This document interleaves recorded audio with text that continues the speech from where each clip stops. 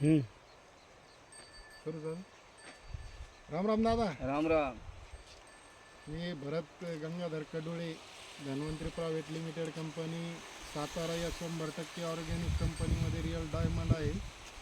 आपले एकनाथ भाऊ यशलोटे भायगव्हाण यांचा हा ऊसाचा प्लॉट पहिल्यापासून आपल्या ट्रीटमेंट खाली होता आणि हे एकनाथ भाऊचे वडील आहे. दादा, या ऊसाला किती दिवस झाले? 8 महिने. 8 महिने. आणि याला कोणाचे औषधं वापरले आणि कोणते वापरले बरं औषधं तुम्ही?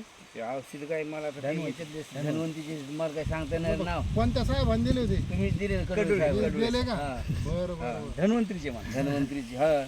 बरं बरं बरं बरं ते ऊस तुमच्या कळण्यात असा ऊस पाहिला होता का तुम्ही? नाही.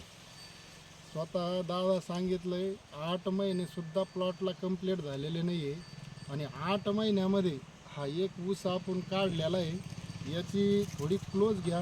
आपण पूर्ण कांडी मोडणार आहे. 8 महिन्यामध्ये किती कांडीवर ऊस आहे? 1 2 3 4 5 6 7 8 9 10 11 12 13 14 15 16 17 आणि 18 कांडी ओपन तर आहे बरं का. त्याचं आश्चर्य नाही आहे. हा ऊस आणखीन क्लोज दाखवा. ह्या ऊसाच्या कांडीची लांबी बघा. असं क्लोज दाखवा. पूर्ण ऊस असा क्लोज दाखवा. लांबी आणि जाडी हे करा. म्हणजे विशेष महत्त्व याला आहे.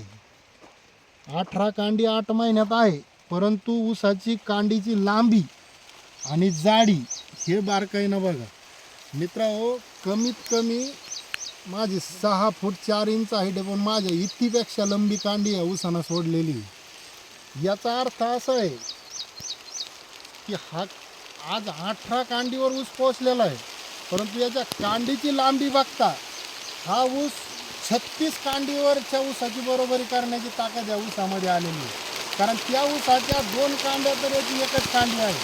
पाऊस पण आला योगायोग. ठीक आहे, धन्यवाद. जय धन्वंतरी. जय धन्वंतरी.